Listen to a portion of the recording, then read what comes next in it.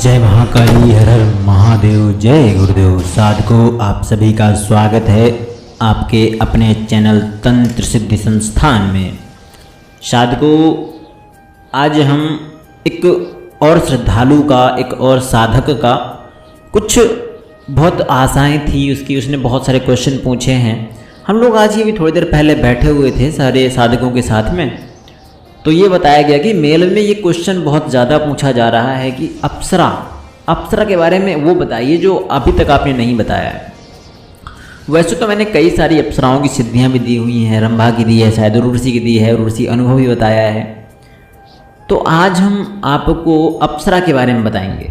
मुझे बताया गया कि अप्सरा साधना के बारे में जानने के लिए, लोगों को विस्तार से जानने के लिए लोग बहुत परेशान हैं। वो जानना चाहते हैं कि किस वेद में संबंधित हैं, तंत्र शास्त्र में अप्सराओं के लिए क्या लिखा गया है, संपूर्ण जानकारी दीजिए। और मुझे यह भी बताया गया कि सबका ये एक बहुत चर्चा में लोग हैं कि, और जो नए युवा वर्ग है वो जानना चाहते हैं कि क्या सच में किसी मंत्र से एक कोमल सुंदरी स्त्री हमें प्राप्त हो सकती है जो हमारे साथ सब कुछ करेगी। सामान्य अगर बारे में जानना चाहें, सामान्यतः लोग क्या पूछ रहे हैं कि अप्सराओं के बारे में जानने के इच्छुक तो होते ही हैं, और इस बार मुझे खुद बहुत ज़्यादा ही दिख रहा है, क्रेज बहुत है अप्सराओं का युवा वर्ग में, बहुत ज़्यादा। कारण पता है क्या है इसका? वासनोन्मुखी जीवन, ठीक है, इनका ना दिमाग खराब हो गया है। देखिए, मैं बताता हूँ आपको, अप्सराओं का विस्तारित ज्ञान आज देता हूँ। क्या होती हैं अप्सराएं, क्या सच में होती हैं अप्सराएं, क्या मात्र मंत्र शक्ति के द्वारा हमारे सामने आ सकती हैं और आकर हमारे साथ समस्त क्रियाएं कर सकती हैं? तो मैं सब विस्तार से आपको बताता हूँ।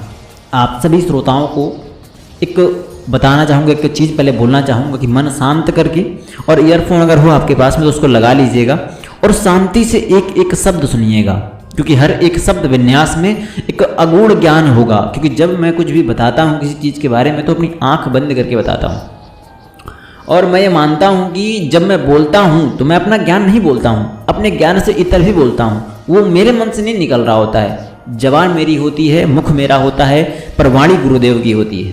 बहुत सारी ऐसी चीज़ें मैंने बोली हुई हैं जो मैंने बाद में मैं सुनता हूँ, अपनी चीज़ों को सुनता हूँ, मुझे ज्ञान का अनुभव हुआ है कि मैंने ये भी बोला है और ये सच है, ये गुरुवाणी है, ठीक है। तो आप शांति से सुनते जाइएगा, मेरे शब्दों में पिरोकर आप तक जो पहुँचती है वो गुरु की वाणी होती है। तो सबसे पहले मैं अप्सरा के बारे में कुछ जानकारी दूं कि क्या प्रेमिका, पत्नी आदि के रूप में प्राप्त हो सकती है, या केवल मनगढ़ंत कहानियां बनाई गई हैं कुछ लोगों के द्वारा। और यह प्रश्न स्वाभाविक भी है कि सोचने वाली बात है कि नॉर्मल इंसान जैसे जीवन जी रहा है, कोई उसके पक्ष में नहीं है, कोई उसको बात नहीं करता किसी से, और क्या वो व्यक्ति भी किसी मंत्र शक्ति के द्वारा किसी अप्सरा को प्रेमी, प्रेमिका, पत्नी आदि के रूप में साधित कर सकता है? क्या बुला सकता है? ऐसा कर सकता है? क्या किसी के पास में आम जनमानस में अप्सरा सिद्धि है? और यदि है, और यदि की जाती है तो वो क्या है?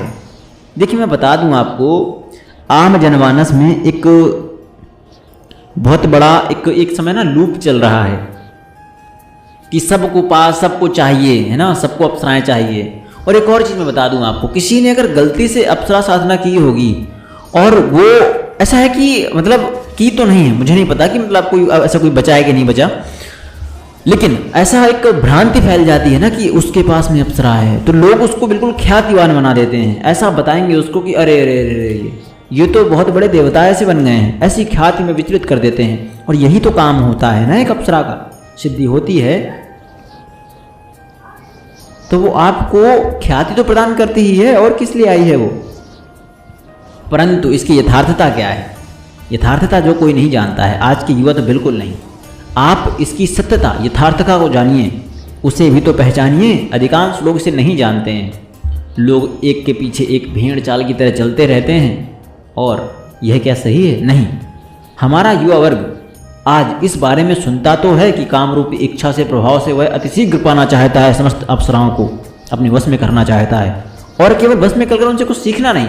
सीखने की जिज्ञासा बहुत कम लोगों के पास में, हर कोई चढ़ना चाहता है उन पर।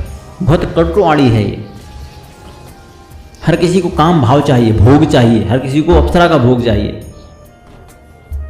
लेकिन वह इससे पूरी तरह अनभिज्ञ होता है। यह उसके लिए इतना मीठा जहर है कि बहुत मीठा है, खत्म कर देगा आपको, धीरे धीरे आपको सब समाप्त कर देगा।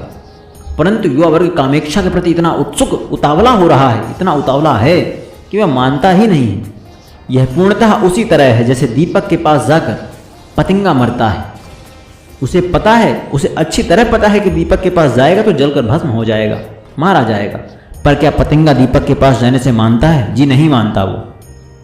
कबीरदास ने बड़ा ही सुंदर लिखा है, माया दीपक नर पतंग भ्रम भ्रम इवह पड़ंत।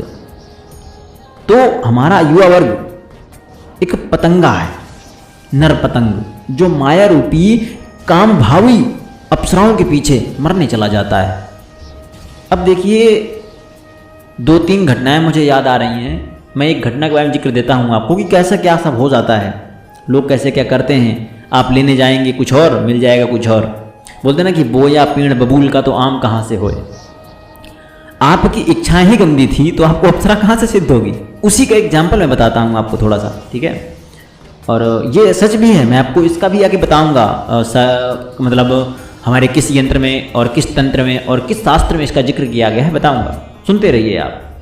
देखिए, इसी संदर्भ में एक पुणे का व्यक्ति है और एक बेंगलोर का, मैं अगर सही याद कर पा रहा हूँ तो 2017 है, हाँ 2017 की बात थी। हम उससे मिले थे बेंगलोर में, नाम था उसका, IT सेक्टर में इंजीनियर है लड़का, सिद्धार्थ। उस समय उसकी एज 19 साल रही होगी। सच्ची घटना है, शांत होकर सुनिए, मनन कीजिए। सिद्धार्थ बेंगलोर में एक IT कंपनी में काम करता है। अभी शादी नहीं हुई है, नई एज है। 2017 में उससे मुलाकात हुई हमारी। उसने मुझे बताया था कि इस टेक्निकल क्षेत्र में बहुत तीव्र गति से जाना चाहता था। तो मैंने एक अघोरी के बारे में जाना। एक मठ है, अघोर मठ, वहाँ पर छोटा सा मठ है, छोटा सा, बहुत बड़ा नहीं, छोटा सा है, मंदिर जैसा है, ठीक है, बेंगलोर में ही।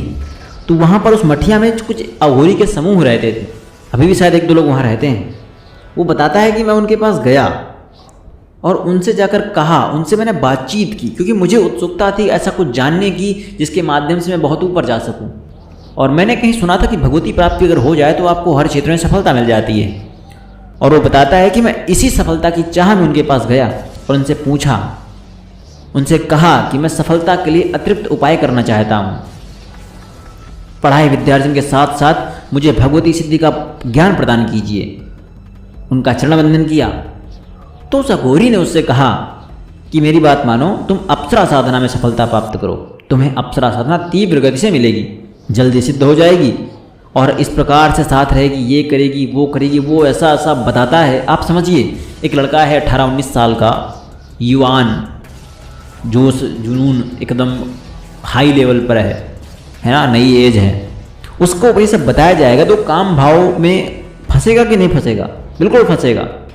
और उसको भी लगा कि थोड़ा सा मुड़ जाते हैं उधर, योग्यता से ऊपर आपको सब कुछ दे रही है और सब कुछ यौवनत्व और यौवनों की परिभाषाएं, अप्सराओं की इंद्रियां, सब कुछ उसको बताया, ऐसी ऐसी चीज़ बता दी कि वो पागल हो गया। उसको लगता है कि यही करते हैं और वो आकर्षित होकर हाँ बोल दिया, बातों में आ गया उस अघोरी के। उन्होंने साबर मंत्र जो दिया उस पर छेड़छाड़ की गई थी। मूल मंत्र होता है साबर मंत्र, उस पर कुछ बीज लगा दिए गए थे और बीज लगाए गए थे कुछ नीच शक्तियों के। उसकी बातों में आ गया और वहाँ से ले आया वो। मैं आपको एक और चीज़ समझाना चाहता हूँ कि उन्होंने जो साबर मंत्र के साथ बीज मंत्र फिट कर दिया था, संगठित करके दिया था, वो बीज था एक नीच अघोरी शक्ति का, नीच डाकनी शक्ति का, और डाकनी की एक दासी थी, उसका बीज था वो। और उसने बताया कि हमने जब पूरा पाठ किया, जप किया, अनुष्ठान कर लिया, तो अंत में उस अघोरी ने ही शराब से हवन करा दिया। हवन दिवस के पश्चात दूसरे या तीसरे दिन मुझे गंदे गंदे सपने आने लगे। ऐसा लगने लगा जैसे मेरे साथ सपने में कोई कुछ करने की कोशिश कर रहा है। और कई बार ऐसा होता कि मैं रात में सब कुछ यथावत लेटता, लेकिन सुबह सब कुछ, सारे कपड़े अस्त व्यस्त होते मेरे। मुझे बहुत गंदे गंदे सपने आ रहे थे, विचार आ रहे थे, मन नकारात्मकता से भर रहा था। फिर मुझे ज्ञात हुआ कि ये कोई अप्सरा नहीं, पिशाचिनी की सिद्धि थी, किसी पिशाच दासी की सिद्धि थी। तामस भोगी, काम भोगी पिशाचिनी की दासी थी कोई, जिसने मेरे साथ गंदा काम करने की बहुत कोशिश की। सूक्ष्म शरीर के साथ काफ़ी बार उसने मुझे गंदा काम करने की कोशिश की, मेरे साथ संभोग आदि करने की कोशिश की। पर मेरी ताकत यह थी कि मैंने कभी तामस भोग नहीं किया था, मतलब हमेशा सात्विक रहा था, कभी तामस भोग नहीं लगाया। तो वो मेरे साथ गंदा काम करने में सफल नहीं हो सकी एक भी बार। उसने कोशिश तो बहुत की परंतु असफल कोशिश थी, और मैं मेरे आचरणों के द्वारा बचा रहा। वो जब मुझे मिला था तो मैंने उसे कवच दिए और 1-2 सिद्धियाँ भी करवाई और बजरंग बाण की सिद्धि करवाई। तो ऐसा होता है कि फ़ायदा उसको बहुत मिला, उसके पास तो अब नहीं आ पाती है, लेकिन कई बार ऐसा होता है कि उन कार्यों में विघ्न दे देती है, कभी कभी कुछ ना कुछ असफल विघ्न डालने का प्रयास करती है। और एक और चीज़ मैं बता दूँ आपको, 2020 के आसपास उसकी शादी हुई और उसने एक और बहुत दिल दहला देने वाला किस्सा साझा किया हमसे कि जब उसकी शादी हुई तो प्रथम रात्रि को सब कार्यक्रम निपटाने के बाद प्रथम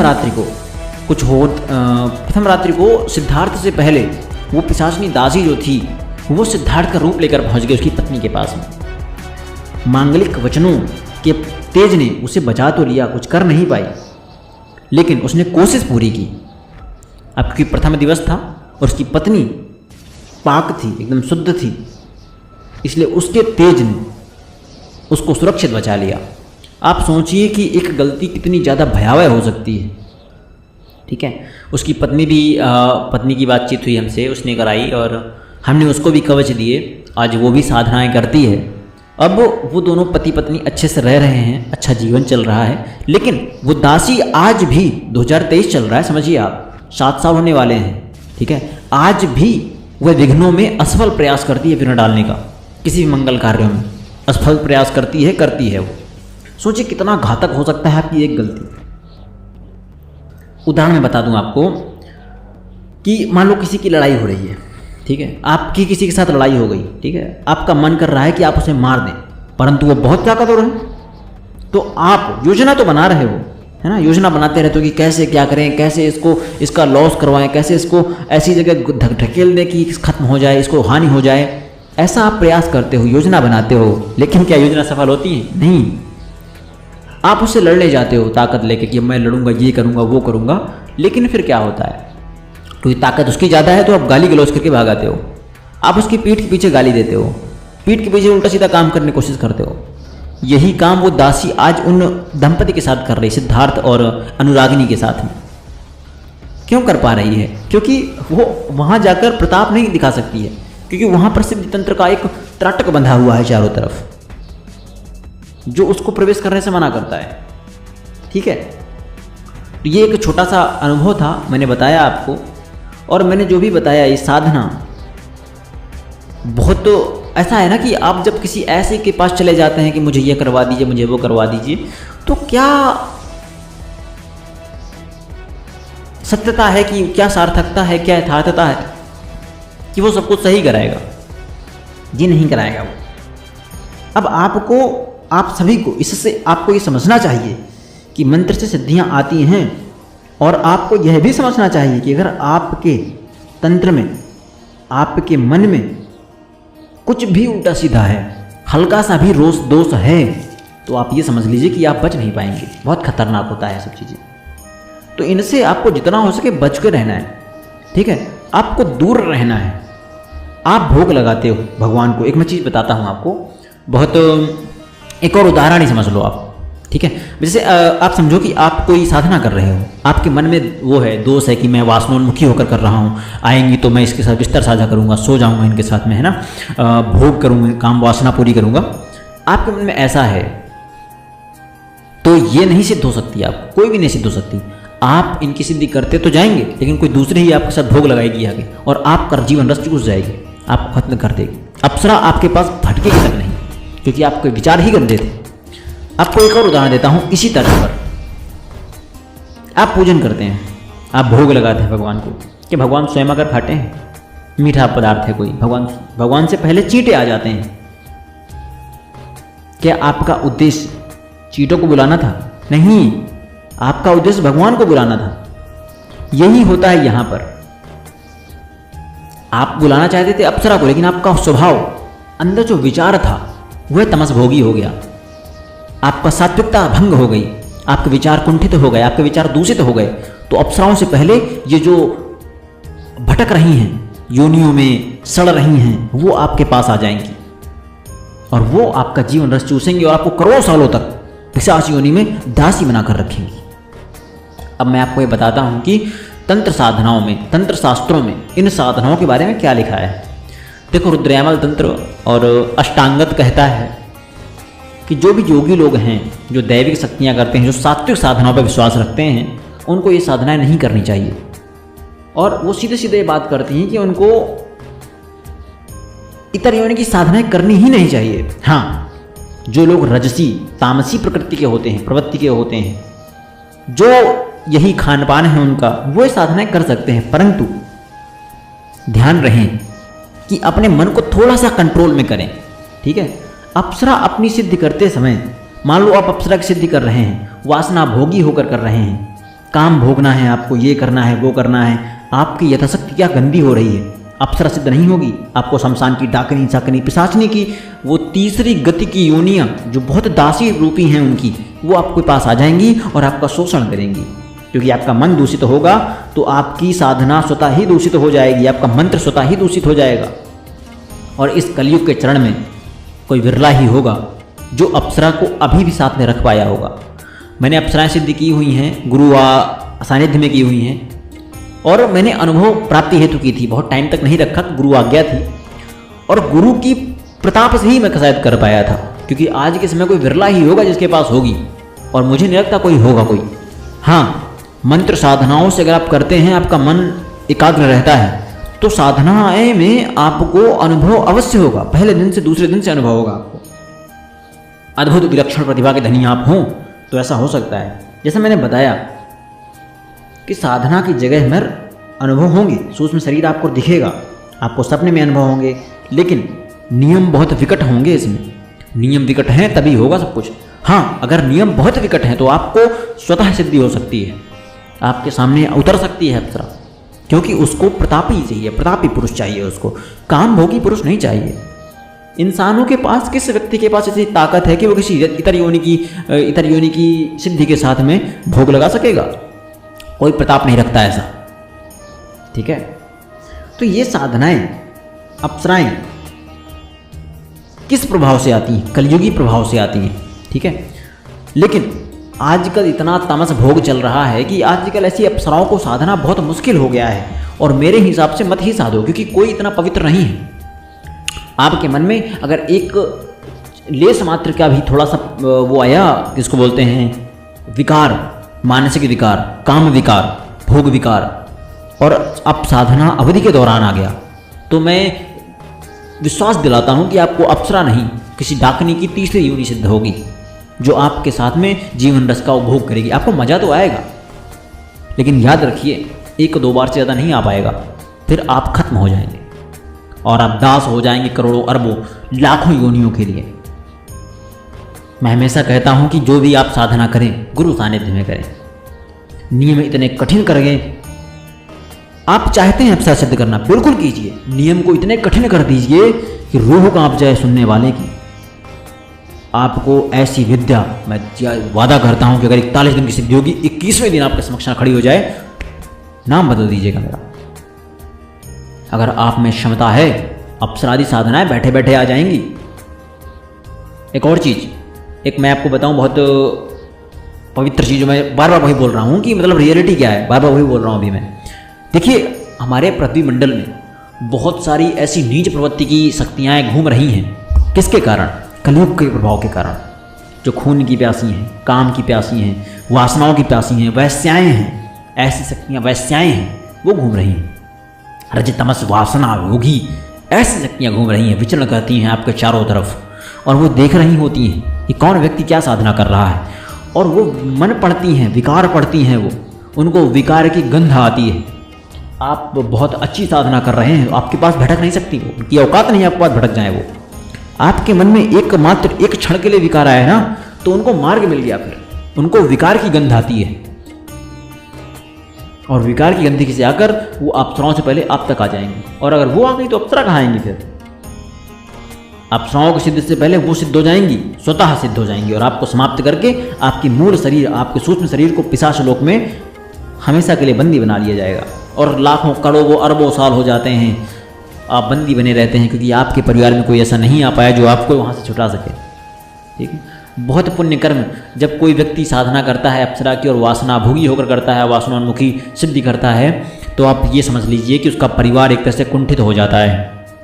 कोई ऐसा पुत्र जन्म ही नहीं लेता है जो पुत्र आगे चलकर पूरे परिवार को, कुल को तार सके।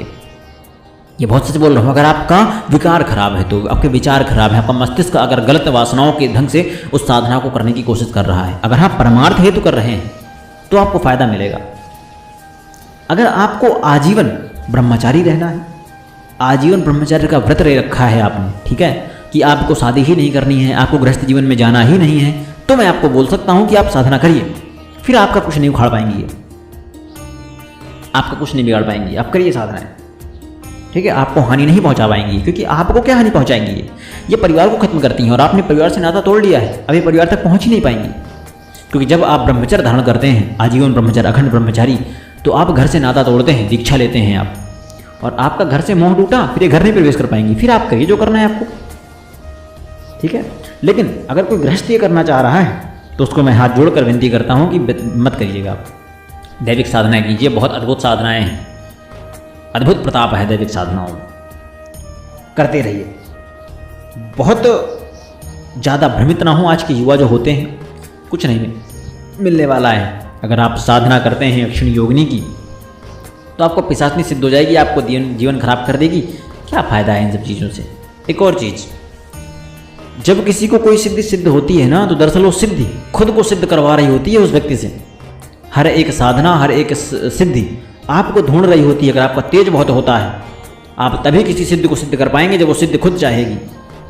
महाविद्या आप कर लीजिए, बाकी सिद्धियाँ दूर दूर भागेंगी, आपका जीवन सुधर जाएगा, आपका जीवन रेखा सुधर जाएगी। लेकिन आपने अगर गलत सिद्धि कर ली तो आपकी जीवन रेखा खत्म हो जाएगी। मैं एक और चीज़ बता दूं महिलाओं के लिए, महिलाएं अगर करना चाहें सिद्धियाँ, ये कोई भी सिद्धि करना चाहे, कितनी भी नीच सिद्धि हो, कोई भी कर लें, वो नीच सिद्धि जब महिला करती है ना, तो महिला के साथ में वो सिद्धि खतरनाक नहीं होती है, बहुत सौम्य होती है। उसको सौंदर्य देती है, सब कुछ देती है उसको, लेकिन सौंदर्य देगी, यौवन देगी, हर चीज़ देगी। कई बार ऐसा भी हमने कुछ जानकारियों में स्पष्ट हुआ है, कुछ यंत्रों में, कुछ शास्त्रों में हमने पढ़ा है कि वो आपको दोबारा से सील भी प्रदान कर सकती हैं। मतलब अगर आप एक बार किसी की पत्नी बन चुकी हैं तो वापस से आपको कुंवारी बनाने की क्षमता रखती हैं ये, ठीक है, ऐसा बना सकती हैं ये। मैंने पढ़ा है कई जगहों पर, और हमारे साधक मित्रों से भी हमें ऐसी जानकारी मिली है। और मैं आपको बता दूं, लेकिन यहाँ पर भी खतरा है। खतरा क्या है? सौंदर्य तो देंगी, लेकिन किसी न किसी रूप में आपको भुगतना पड़ेगा। जैसे सुख दुख दो पहलू होते हैं, ठीक है। जब आप सुख भोग रहे होते हैं तो आपको ये याद रखना चाहिए कि कभी न कभी दुख जरूर आएगा, क्योंकि जीवन का एक पेंडुलम है, झूला जितना आगे जाएगा उतना ही पीछे जाएगा। वही यहाँ पे है कि जितना सुख आपको वो शक्ति देगी उतना ही आपको भोगना भी पड़ेगा। इस रूप में नहीं तो किसी अन्य रूप में सूक्ष्म शरीर के द्वारा भोगेंगे आप, लेकिन भोगना पड़ेगा आपको। देखिए, मैं मतलब अगर निष्कर्ष बताना चाहूँ तो ये कहना चाहूँगा, युवा वर्ग जो है वो दैविक साधनाओं की ओर जाए।